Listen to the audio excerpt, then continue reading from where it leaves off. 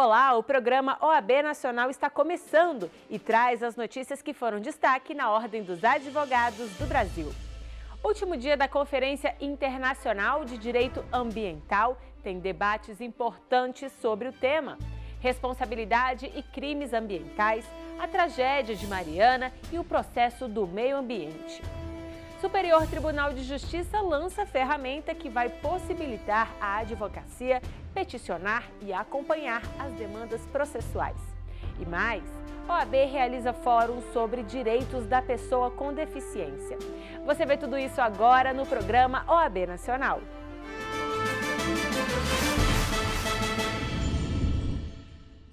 No programa dessa semana, a gente te mostra os debates sobre meio ambiente que movimentaram a cidade de Vitória, no Espírito Santo. Nesta edição, a Conferência Internacional de Direito Ambiental reuniu especialistas de vários setores, além de advogados, advogadas e estudantes. No segundo dia de evento, os crimes ambientais, que mesmo com uma fiscalização rígida dos órgãos competentes, ainda ameaçam a integridade ecológica do país, foram tema de debate. A legislação brasileira deixa claro que qualquer ato que fugir do limite legal pode ser punido com multa ou até mesmo prisão. E não é diferente quando o assunto é meio ambiente. Atitudes como jogar lixo em local proibido, caçar ou manter aprisionados animais silvestres configuram crime ambiental, tema discutido no 6º painel da 4ª Conferência Internacional de Direito Ambiental. A Constituição Federal de 1988 reconhece o direito a um meio ambiente sadio e equilibrado como garantia à própria vida dos brasileiros e à dignidade da pessoa humana. Isso justifica, segundo os palestrantes, a necessidade de preservação desse meio e a existência de uma legislação que responsabilize quem comete crimes ambientais. Gilberto Passos de Freitas, professor da Universidade Católica de Santos e autor de diversos livros sobre o meio ambiente, participou da elaboração da Lei de Crimes Ambientais. Segundo ele, o instrumento foi um marco na história do direito ambiental. A palestra de Passos foi baseada na tutela penal da área. Onde há degradação ambiental, há degradação social. Então é muito importante o nosso trabalho e é muito importante essa lei que coíbe essa degradação. O próprio Estado é predador. Ele quer fazer com uma certa urgência, fazer uma estrada lá e não se preocupa com o meio ambiente. Então, existem meios jurídicos para que isso seja feito, a licença, tudo, mas nem sempre é observado. Mas a educação é primordial. A experiência dos magistrados no trato das questões ambientais foi a visão dada pelo desembargador do Tribunal de Justiça de São Paulo, Ricardo Sintra Torres de Carvalho. Nesse contexto, Sintra fez uma comparação entre as responsabilidades penal, administrativa e civil e apontou, no último caso, os problemas que os juízes enfrentam na interpretação do dano. Um problema que nós enfrentamos com frequência no trato da questão é que a lei usa esse termo genérico dano. E, por incrível que pareça, quando nós descemos ao dia a dia, à coisa concreta, ao trato, não é sempre tão simples qualificar, compreender ou mesmo identificar o que seja o dano. De qualquer maneira, a lei ela é muito ampla e essa ideia dela, ela se refere tanto, imaginando que nós saibamos o que é o dano, ela se refere tanto ao dano passado, ao dano presente e ao dano futuro. Com um olhar para além dos 30 anos da Constituição Federal, Marília Longo, secretária da Comissão Nacional de Direito Ambiental da OAB, falou sobre os 20 anos da Lei de Crimes Ambientais sob o olhar da advocacia penal ambiental, dando enfoque ao uso desordenado da transação penal nos crimes de menor potencial ofensivo contra o meio ambiente. A lei é clara, mudou a regra da transação e incluiu o elemento da necessidade de composição. Agora, na prática, as propostas de transação penal, muitas vezes, especialmente no interior, nas comarcas do interior, sem que tenha havido a análise da responsabilidade civil ou administrativa. Quando são feitas as ocorrências ambientais, o auto de constatação é lavrado, já é enviado para o Ministério Público e automaticamente eles já... Depois eu vou mostrar para vocês, porque eu quero pegar um caso para mostrar, mas automaticamente no próprio auto de constatação eles já marcam a data da audiência. Processo ambiental foi o foco do debate do painel de número 7. O uso de agrotóxicos, a ausência de especialização das varas federais e o caráter diferenciado do processo ambiental foram os temas das palestras. Maçãs distribuídas para a plateia. Foi assim, de uma forma dinâmica, que o professor da Universidade Federal do Espírito Santo, Marcelo Abelha, deu início à sua palestra no 7º painel da Conferência de Direito Ambiental da OAB. A forma descontraída tinha um objetivo sério: falar sobre o risco ambiental resultante do uso de agrotóxicos. Ele apontou que há grande desinformação da sociedade em relação aos riscos. Por isso, a necessidade de uma tutela jurídica ambiental que diminua a vulnerabilidade da população, ampliando assim a possibilidade de escolha. Por não vê-lo, a gente acaba não percebendo a quantidade do que se consome, o que nós estamos consumindo, e eu fiz questão de frisar que existe um direito fundamental à informação clara, transparente, precisa, seja para o consumidor, seja para o cidadão que é titular do meio ambiente, de ter a escolha, a possibilidade de fazer, não, eu não quero me alimentar disso, eu não quero comprar esse produto, eu não quero adquirir esse produto. Por quê?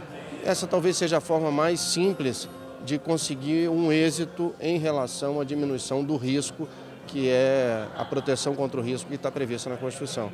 Outras questões levantadas no debate acerca do processo ambiental foram os problemas enfrentados na tramitação das ações de meio ambiente no estado do Espírito Santo. Segundo o procurador Alexandre Senra, há ausência de especialização das varas federais em matéria ambiental e frequente a distribuição das competências civil e penal para varas distintas. Em alguns casos, a falta de especialização contribui para que processos levem mais de 20 anos em tramitação. Que não há uma especialização das varas federais em matéria ambiental, em primeiro lugar. Em segundo lugar, a gente verifica ser frequente uma divisão entre a competência ambiental civil e penal.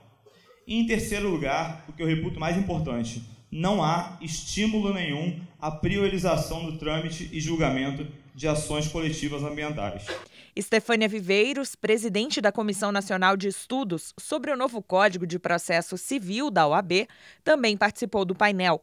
Ela destacou o caráter diferenciado do processo ambiental devido às suas nuances e analisou duas questões durante sua palestra.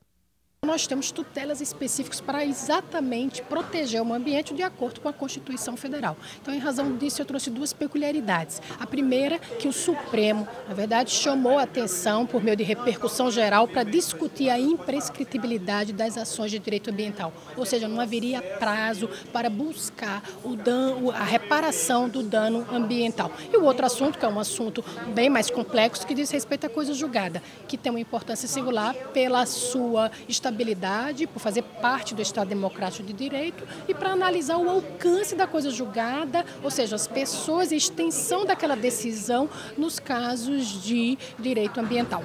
O rompimento da barreira de rejeitos da Samarco, que ocorreu em novembro de 2015 e acarretou diversos danos ambientais, econômicos e sociais, foi o centro do debate do painel 8 da conferência. O maior desastre ambiental da história do Brasil ainda é motivo de intensos debates. O maior desastre no meio ambiente já registrado no Brasil, o da cidade de Mariana, em Minas Gerais, foi o tema do 8º painel da Conferência de Direito Ambiental. Há pouco mais de 2 anos e meio, a barragem de Fundão, na região do distrito de Bento Rodrigues, centro de Minas Gerais, se rompeu, deixando um rastro de lama.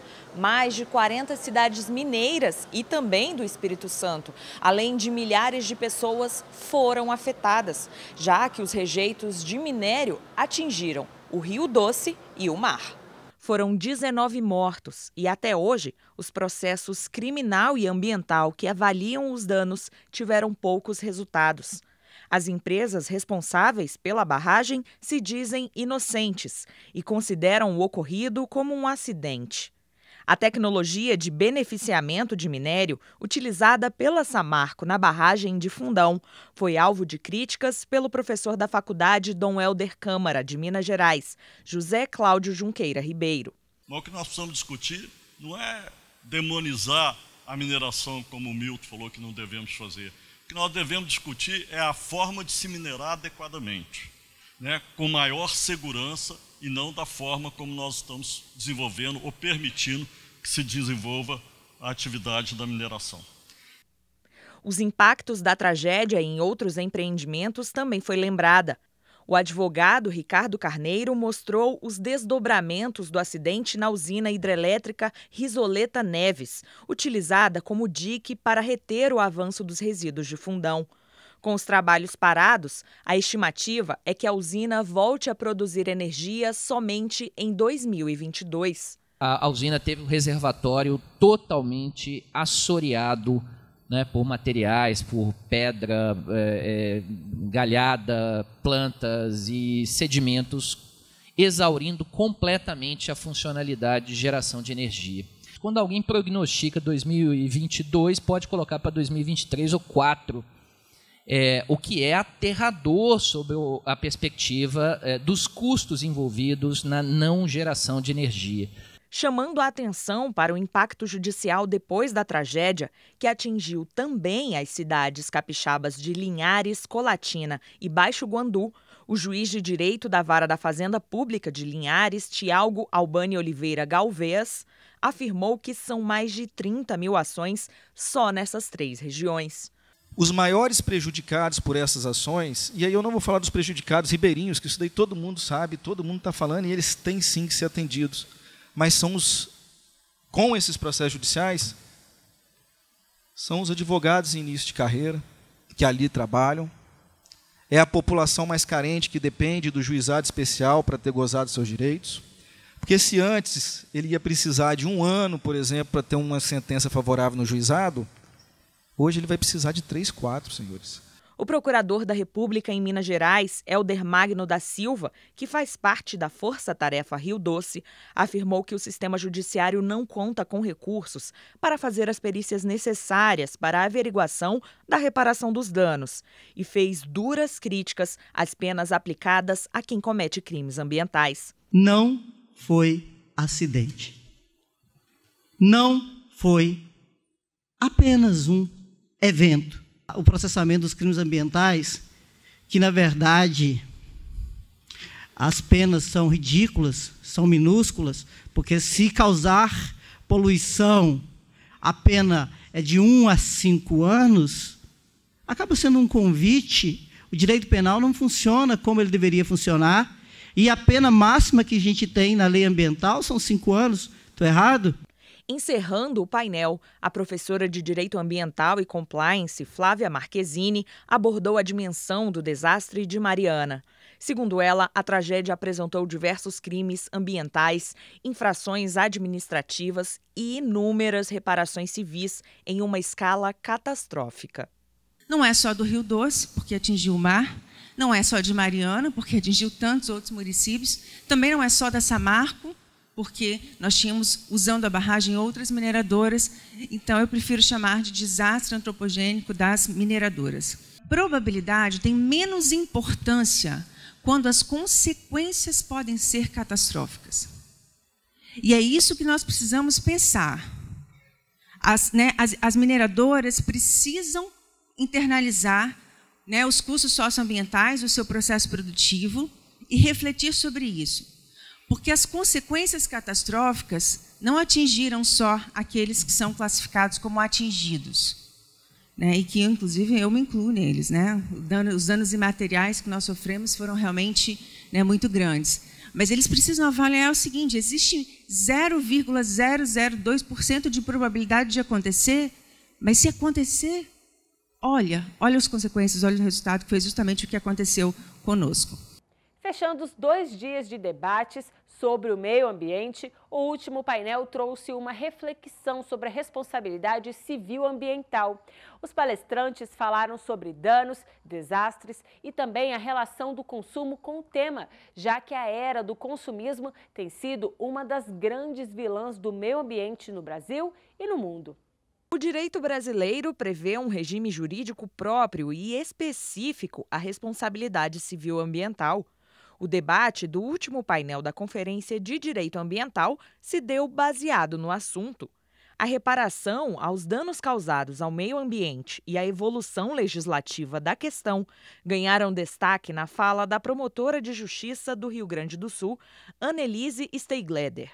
Nós estamos num momento histórico em que a responsabilidade civil ambiental ela atingiu uma grande ampliação teórica. Nós temos atualmente uma posição firme do Superior Tribunal de Justiça que reconhece a responsabilidade fundada no risco integral, um abrandamento do requisito do nexo de causalidade, a ampliação do perfil do dano ambiental reparável. Nós percebemos, desde o advento da Lei de 81 até agora, e muito em virtude da Constituição Federal de 88, uma ampliação muito importante no que se refere aos filtros da responsabilidade civil ambiental. Desastres ambientais, como o de Mariana, estão diretamente ligados à responsabilidade civil ambiental. Segundo o professor Delton Winter de Carvalho, vulnerabilidades de ordem física e social e tecnológicas são a base de desastres ocorridos naturalmente e também daqueles que poderiam ser evitados. Para Delton, as empresas possuem cada vez mais o potencial de saber a previsibilidade de desastres. Ao falhar no dia a dia, nós vamos varrendo para debaixo do tapete. E quando acordamos, temos um desastre ambiental que, se nós estudarmos profundamente, vamos ver o DNA das omissões, das falhas operacionais, da falha de monitoramento, da falha de gestão de risco, da falha de uma interpretação razoável, prática do direito ambiental, exigente e de uma fiscalização, por evidente, atuante. Outra grande questão que contribui para a degradação do meio ambiente e que depende da responsabilidade civil da sociedade é o consumo. Consumir é inevitável, mas a forma como isso acontece vem crescendo a cada ano e em todos os setores. Para se ter uma ideia, os ecossistemas naturais levam até 1 ano e meio para absorver os poluentes e regenerar os recursos naturais renováveis que utilizamos durante 1 ano. Mostrando a explosão na atividade econômica nos últimos 50 anos e como isso afetou diretamente o meio ambiente, o conselheiro federal da OAB, Alfredo Rangel, traçou a relação entre direito ambiental e direito do consumidor. Esses 2 ramos do direito surgiram quando a gente abandonou esses ciclos longos baseados em poupar, comprar, só quando se tem dinheiro para fazê-lo, né? Conservar, consertar, reaproveitar, por ciclos, como a gente vai ver, curtíssimos, baseados em financiar, comprar, descartar. Financiar, comprar, descartar. Os ciclos longos não existem mais, agora a gente tem esses ciclos curtos. A 4ª Conferência Internacional de Direito Ambiental foi encerrada com a leitura da Carta de Vitória. A cerimônia reuniu diversos palestrantes do evento, que durante 3 dias debateu temas ligados à área e aos 30 anos da Constituição Ambiental. A 4ª Conferência Internacional do Meio Ambiente terminou com a participação de cerca de 1.000 pessoas, entre estudantes, advogados e especialistas. Na cerimônia de encerramento, emocionada, a presidente da Comissão Nacional de Direito Ambiental, Marina Gadelha, agradeceu a participação de todos. Meu muito obrigada. Eu não teria conseguido fazer rigorosamente nada sem vocês.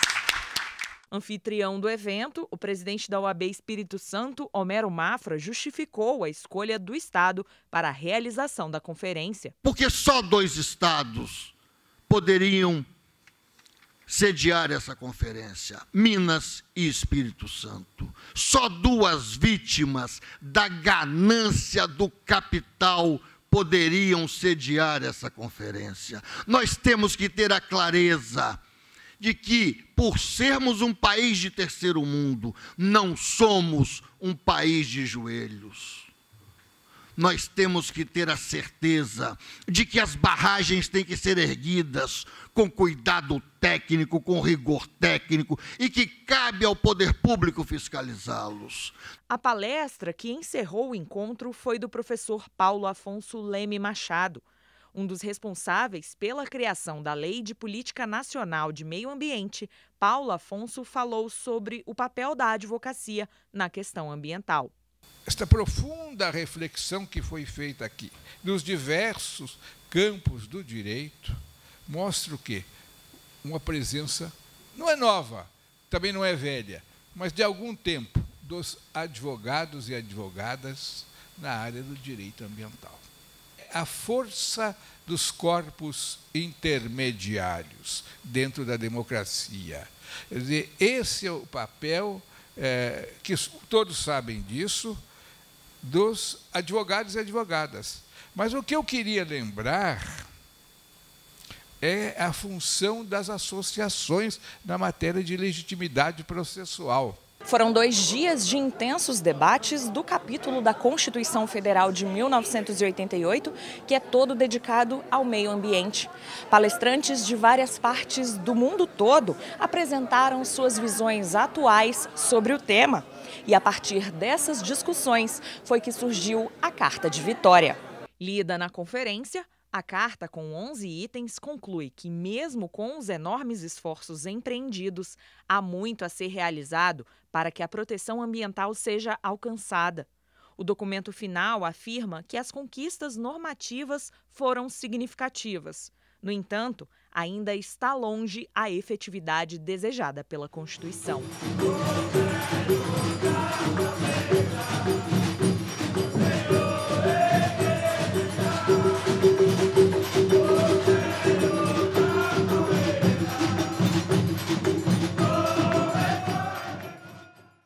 A advocacia brasileira se reuniu em Curitiba, no Paraná, para o 2º Fórum Nacional sobre os Direitos da Pessoa com Deficiência. O evento foi promovido pelo Conselho Federal da OAB em parceria com a Seccional Paranaense. O fórum elaborou e aprovou propostas que visam afirmar a dignidade humana e bem-estar das pessoas com deficiência. Durante os debates, o presidente da Comissão Nacional que trata do assunto, Josemar Carmerino dos Santos, afirmou que a discussão do tema é importante, não somente para advogados e advogadas e demais pessoas com deficiência, mas para todo e qualquer cidadão, já que a questão envolve a universalidade. Veja na matéria. O debate sobre os principais avanços e desafios, além da definição de ações estratégicas concretas para a efetivação dos direitos das pessoas com deficiência, foi o objetivo do 2º Fórum Nacional sobre os Direitos das Pessoas com Deficiência, realizado na cidade de Curitiba, no Paraná.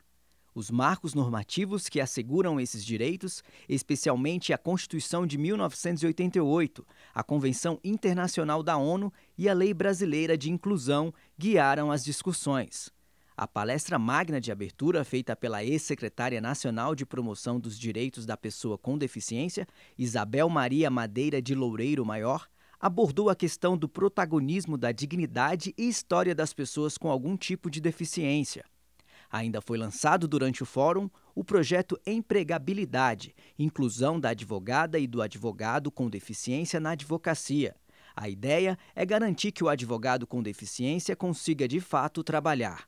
No final, os palestrantes, moderadores, debatedores e participantes redigiram conjuntamente a Carta de Curitiba, documento com 13 propostas, deliberações e sugestões colhidas durante os debates.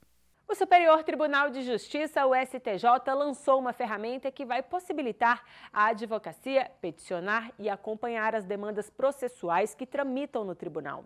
É a Central do Processo Eletrônico. O presidente nacional da OAB, Cláudio Lamáquia, participou do lançamento da Central do Processo Eletrônico no Superior Tribunal de Justiça, o STJ. O novo sistema de peticionamento permite o acompanhamento e a gestão de processos online. A plataforma, desenvolvida pela Secretaria de Tecnologia de Informação e Comunicação e pela Secretaria Judiciária do STJ, é totalmente dedicada a usuários externos, como advogados, defensores públicos, membros do Ministério Público e tribunais e demais operadores jurídicos. Dentre as funcionalidades disponíveis estão o encaminhamento e visualização de petições de modo personalizado, que podem ser acessadas por computadores, tablets e smartphones. Os profissionais da advocacia podem utilizar a central do processo eletrônico num único cadastro na plataforma via certificação digital.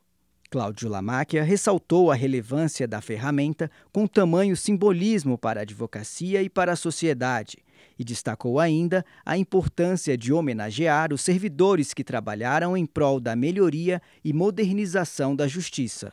Não tenho dúvida alguma de que para todos nós, advogados e advogadas, e para todos os demais operadores do direito, será fundamental o acompanhamento e o aprimoramento constante de uma ferramenta como esta. E, portanto, eu aqui, em nome da OAB, ministra-presidente Laurita Vaz, eu quero saudar, além do projeto, além exatamente das homenagens, também a visão, porque a visão da participação ela é fundamental. Hoje nós somos mais de 1.100.000 advogados e advogadas brasileiros. E, portanto, temos que participar de momentos como estes e de experiências e de programas que sejam eles colocados à disposição de todos os operadores do direito. E o programa OAB Nacional termina agora. Você pode visitar as nossas redes sociais.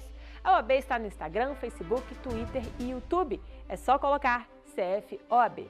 Não deixe de acessar também o site da Ordem, oab.org.br.